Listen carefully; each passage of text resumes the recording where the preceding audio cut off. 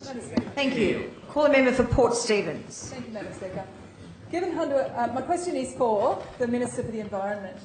Given Hunter Water suspended using bores near the Williamtown RAAF base in 2012 due to fears of contamination, why has it taken 3 years for the EPA to notify the community of the threat of carcinogenic chemicals seeping into nearby waterways? The EPA is hoping. Call the Minister for the Environment. The EPA is hoping. 3 years. EPA is hoping. Madam Speaker, we've had 103 questions. 103 questions from the Labor opposition since the last The election. Minister said 6 words and you're already interjecting. Member for Londonderry, you're on 2 calls. 103 questions from the Labor opposition since the last election, and finally, I'm asked a question about environment and heritage. They don't care about the environment. Madam Speaker, Order. it's the responsibility, of course, of the EPA to respond to contamination issues, but there are constitutional issues that limit the role of state agencies in regulating this matter, as the source of contamination, to which the member for Port Stephens refers, is on Commonwealth land. It's important to It's note. not a debate, member for Port Stephens. It's important to note that this incident is not one of an emergency pollution incident, but rather a legacy contamination issue. And it's important to point out that there are no acute toxicity issues associated with this contamination. Whether or not PFOS or PFOA cause adverse health effects in humans is currently unknown. But there are persistent Member for chemicals. Port Stephens is on a call. They are persistent chemicals that don't break down, so their potential health effects can't be excluded. The contamination in question has been caused by past use for firefighting foams on the base. These chemicals are found in many other industrial and consumer products.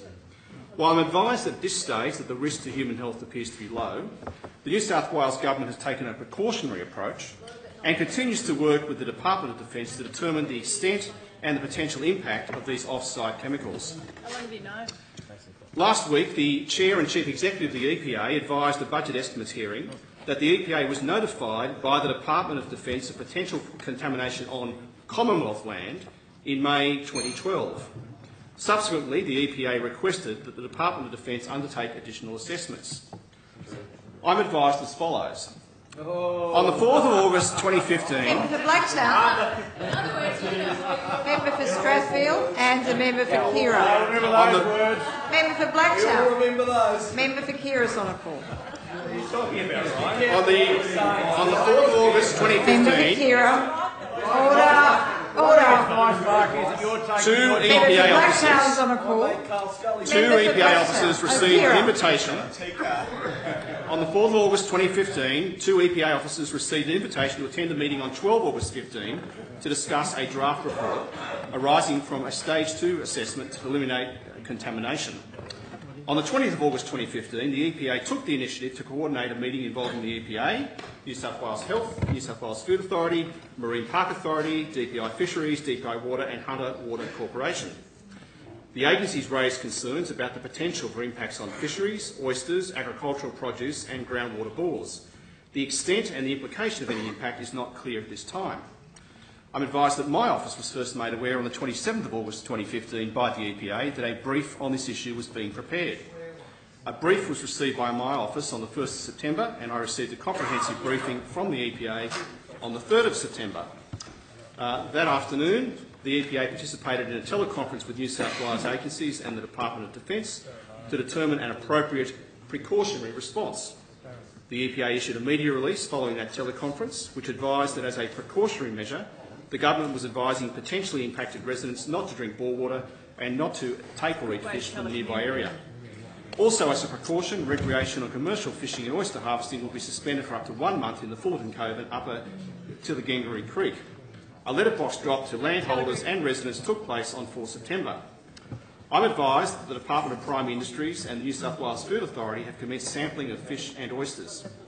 Landholders and residents will be kept informed of developments via letterbox drops and a public meeting will be scheduled. The date for this meeting is in the process of being finalised. My agency attempted after hours to ring the member for Port Stephens on the 3rd of September. made contact with her before the opening of business on the 4th of September and requested the EPA to brief her directly. New South Wales agencies are providing a whole-of-government response to assist the Commonwealth with their management of this issue. The New South Wales Government will establish, via the EPA, an expert panel chaired by the independent New South Wales Chief Scientist and Engineer, Professor Mary O'Kane. That expert panel will include toxicologists, a hydrologist, a science expert in lab protocols, and a representative from the EPA contaminated sites. I'm satisfied that the response to this incident from the EPA is a measured and proportionate one, Madam Speaker. Thank you.